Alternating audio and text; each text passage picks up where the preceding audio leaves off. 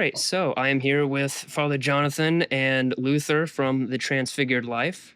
What's Today we're going up? to talk about our transfigured lives, how Mm, Orthodoxy has changed our lives. We're going to talk about, just practically speaking, what has changed in our lives since becoming Orthodox, how it's affected our lives, and you know, I thought, you guys have a channel called the Transfigured Life.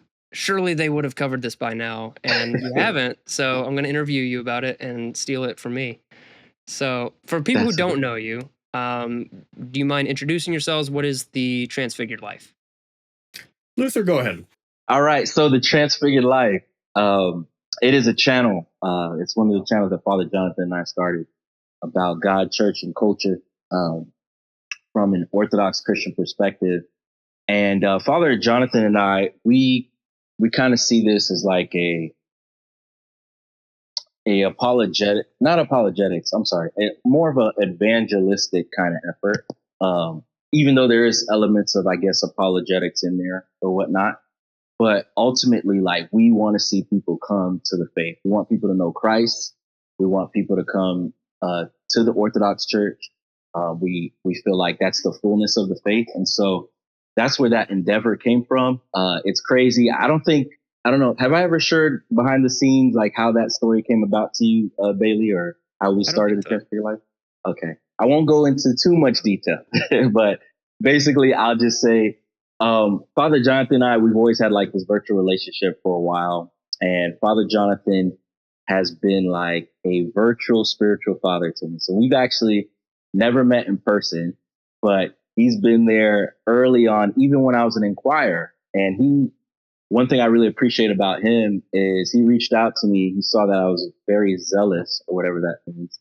And he was like, he kind of took me under his wing. He's like, let me take the little lad under his wing, give him some support there in what he's doing. But he reached out to me and was like, if you have any questions about Orthodox Christianity, I'd be happy to help you. We can hop on a Zoom call.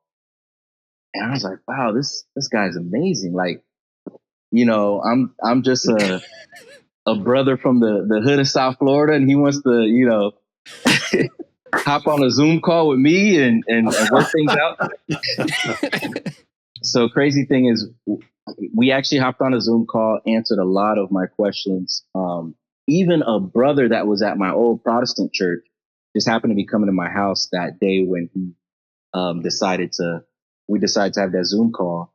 And now that brother's Orthodox, and he got to meet Father Jonathan as well. I'm not saying he became Orthodox because of the Zoom call, but he got to meet Father Jonathan. So Father Jonathan's an amazing guy. I have a lot of respect for him. He's hilarious, has hilarious dad jokes on Facebook. But yeah, that's how the Transfigured Life started. But my name's Luther. I'm a family man. Love my family, love the faith. And that's a little bit about me and Orthodoxy. So. Well, Luther's being very kind and generous, talking all about me as if I had anything to do with the channel called the Transfigured Life. He actually contacted me and said, "Father, let's do a channel." And he got me interested. He picked the name, and really, I give an awful lot of credit to Luther. He's really the really was the inspiration behind the starting. I didn't think I was going to ever get involved in podcasting. I thought, oh my God, what do I know about that kind of stuff? There's all these other people out there that are doing so good at it, and maybe one day we will too. But what happened was Luther and I met through Facebook, and we did have that talk and things like that, and then we got paired to appear together as a team on a channel called Gospel Coalition or Gospel Truth, I forget. It was a conversation on Sola Scriptura with two Lutherans about, I think it's called the Gospel Truth. Yeah. And so we met preparing for that. I mean, we really got to know each other preparing for that. I'm sure if I recall correctly, we wiped the other team off the face of the earth. I may not be remembering it that well, but it was really fun preparing. Right. and talking and conversing about, hey, what are we going to say and how are we going to say it? I think that actually set everything up for us working on the Transfigured Life later on. And I got to tell you all, if you watch the Transfigured Life and you think, wow, those guys are prepared, they got good answers, that's wait, wrong one. Okay, that's all because he puts a lot of time into thinking about what we should say and things like that. So Luther's really just developing, I think, and that's one of the reasons I wanted to work with him is I'm an old guy, I'm going to be dead soon, but he's going to be around for a while, and I want him to really be able to blossom and bloom and shine and all that, because we need a new generation. We need a younger generation of men coming into this and knowing how to podcast, knowing how to use social media to the church's advantage, and be able to argue and to be able to highlight and discuss and all the things we try and do in the Transfigured Life. So it's been a lot of fun. I really have to say it's sometimes it's like, oh my God, we got to broadcast in 30 minutes, and I throw my hat on and things like that, comb my hair, but it's been really kind of a lot of fun, and working with Luther's been a delight. I really have to say that. Yeah. Awesome. I appreciate you, man. That's fine. That's kind, Father. Likewise, it's been fun. Father Jonathan is so easy to work with. Like, just This hands is like down. that meme of like, no, you're more humble. No, you're more humble. Yo, that's hilarious. But no, I mean, Bailey, what you're doing, man, is phenomenal. We got to talk about you, man. Nope, the end of this. I We was gotta asking about you. I appreciate it. No, that's really awesome. I didn't expect to get a Transfigured Life origin story. So Yeah. what you're saying is, in the beginning there was Luther and Father Jonathan, and it was just meant to be. Yeah, I mean, I gave you a brief little synopsis. There's behind the scenes stuff that have occurred, but Yeah. Yeah. Awesome. Well, I guess kind of like I mentioned earlier, the topic of this is how Orthodoxy has changed our life. So I wanted to ask both of you, and then I had also some feedback, some thoughts on these questions. How has Orthodoxy changed your life? What about the way you live your life, whether it's what you do or how you think, is different now that you're Orthodox? Well, I was born into an Orthodox family, so I guess you could say in one way I'm what a lot of people like to say is cradle. No one's born into Orthodox. We have to be humble and remember that we're all baptized and brought into the church. But I was raised in an Orthodox family and in an Orthodox community, and when we ask the question about Orthodoxy changing our life, Orthodoxy is life. Right. Orthodoxy is a way of life. And if you understand that, and if you follow it to the best of your ability, it becomes a way that you pray, that you eat, that you celebrate church, that you celebrate the seasonal aspect of life. Not just, I don't mean the seasons, fall, winter, summer. I mean Lent, Holy Week, post-Paschal period, and that kind of seasonal stuff. And you start to really think of life in terms of those seasons. Oh, I can't wait till next Lent, and I can't wait till this, and I can't wait till that. And I've never seen people, and I've been around other faiths, I've never seen people so excited about the cycle of life as it is in the Orthodox Church as I see around Orthodox people. We love Lent, we love Holy Week, we love theophany, and people that come into the faith. I see this especially from Roman Catholics, kind of bemoan the fact that, we gave, the Roman Catholic Church that I grew up in gave up so much, and I have it back now in the Orthodox Church. So it is kind of it is a way of life, and it's a way that we, like I said, a way we live, a way we eat, a way we pray, a way we worship, a way we deal with one another, a way we talk. It's everything. It's our whole life. Let us commend ourselves and our whole lives unto Christ our God. Well, we really live that in the Orthodox Church. And so if people are seeking a fullness, which is a word we Orthodox like to use and throw around a lot, if people are seeking a fullness to their faith, or to faith in general, to the church, to God, they're going to find it in Orthodoxy, because it's not just something that augments who and what you are. You don't change it. You don't come into it, although you do in a way. It comes into you. Right. And that's one way of looking at that. Luther pulled a quote on me the last time I think we recorded that I thought was really neat. That, what did you say? Orthodoxy is not about. Yeah, it's not a set of beliefs that it's not merely about just a belief system, but it's literally about becoming something. Yeah, I love that. Yeah. So not but I just did about take that from somebody. it's about becoming something. Yeah. So after a while, there's a rule, if it's passed around like 3 times, after the 3rd time, it's actually your quote. So I see. So I just got to say it one more time, then I could take full credit for the quote. Yeah, Father's spot on there. I would say, like, a word that comes to mind for me is incarnational. Even as I hear Father saying that, I'm thinking like, wow, Orthodoxy literally is our whole life now. Like, even how you plan your life, like getting off like work to try to be a part of the liturgy, taking days off. Like, people take off not only days during Pascha, but like Bright Monday and other days. Like my mind is like connected with the whole liturgical calendar now. You know what I mean? Whereas prior to being Orthodox, I can't even think of life being like, it was just kind of like, oh yeah, and I go, even though I cared about my faith, like I would, as a Protestant, I was reading the Bible, constantly, prayer was a little bit more sporadic than it is with Orthodoxy. And that's another thing that has changed. I think that in Orthodoxy, there's a sense of like structure and discipline that I felt like was missing for me in the tradition I was in before. So, having a prayer rule, right? Having certain prayers and psalms committed to memory, being able to, and I want to be very careful as I say this.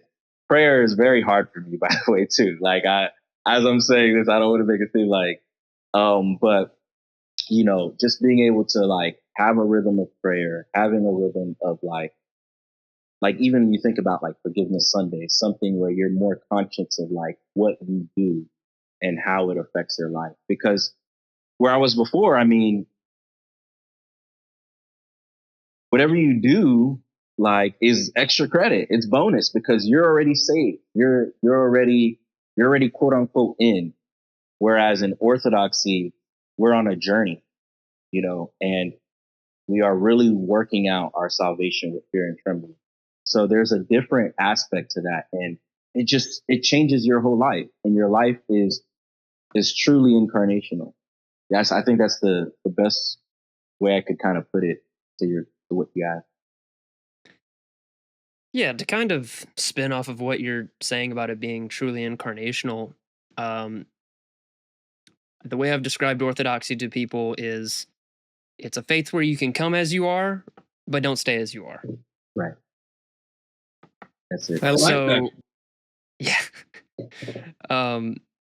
I also, to your point, Luther, it is my daily regimen is more strict. My spiritual regimen is stricter because I have an actual routine that I didn't necessarily have before. Like you were talking about, it was kind of sporadic when you would pray and like, you have church regularly, but you don't have a full liturgical calendar necessarily.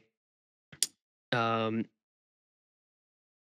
also, having to develop self control because American culture incentivizes living on impulse, Right. and having to go to confession is a little added reminder that, hey, and everything you do, you're going to have to confess that to a priest. So that just causes, me to think a little bit more about the things that I do. Also with fasting, that's been a big thing because I was Baptist before, and Baptists don't fast. Unless it's like a trendy thing that they decided to In do. January, right? Yeah. And so like there's this whole dynamic with fasting that I've had to kind of wrestle with because coming to the church, so growing up, I was a pretty small dude. But then I wanted to change that and I started going to the gym, and in order to gain weight, you have to eat more. And so coming to the church, I was living on the bulking mentality. And then I kind of fell into the opposite extreme of just not going to the gym for a while because I was fasting. I'm like, well, that's more of a virtuous thing to pursue. And as I've gone down that path and realized, like, I can't just cut out working out. It affects me physically and mentally. Like, working out is a good thing. Right. So wrestling and struggling between having a balance, really aligning your life and the way you eat and the way you work out with the liturgical calendar and the way that you fast. Um, so just finding the balance there Well, I know has you been a was hungry. whole journey. Sorry, what was that?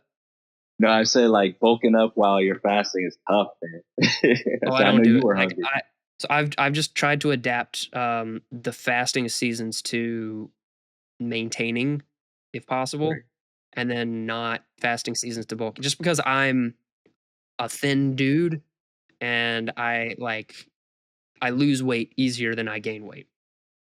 So that's what my routine has been recently.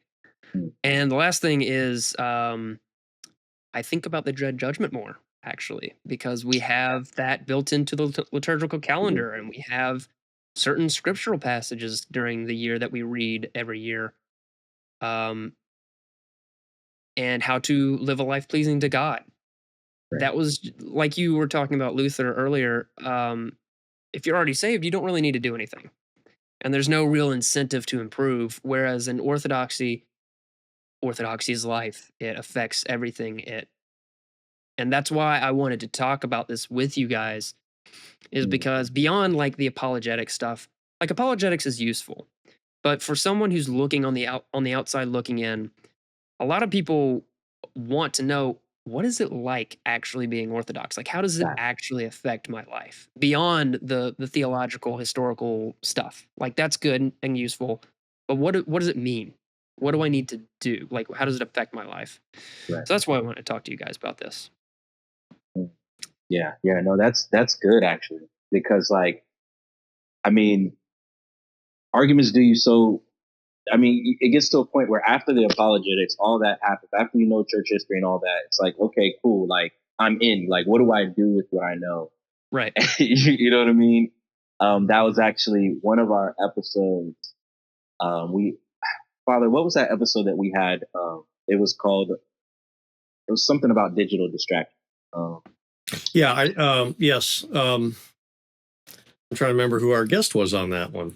yeah, it was, oh, I know what the guest was, Father Alexander Earl. It was Father Alexander Oh, Earl. yeah. And he was talking about basically like, it was this idea of like, how to avoid distraction or like, man, it's bothering me that I don't remember. I mean, we I'll have like find it. 40 something. Just keep talking. I'll find it.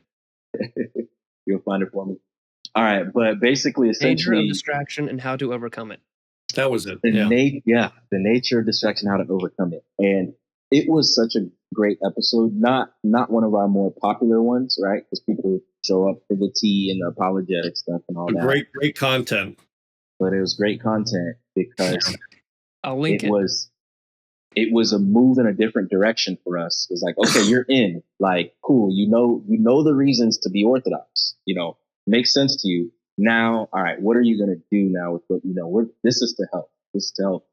You know, don't let technology destroy your life. And you can be with real people, and you can be in the liturgy. And so I think the reason I bring that up is because at some point, like it's good to hear things for, the case for Orthodoxy, and there's a place for that. There's people still looking and inquiring, and we're going to have, obviously, we will all have content for those people so they can check that out. But for those that are in the church, have been in the church for a while, like, let's talk about spiritual growth. Let's talk about how can we live a transfigured life or a transformed. Right. Yeah, and that's what I'm trying to do too. Is like, I want to do both. I want to do the apologetics to like argue for the faith, but also I want to not be bored, and I want to like talk about the things that I'm struggling with and like things Right. that I see in the church that I think could be edifying for people in the spiritual life.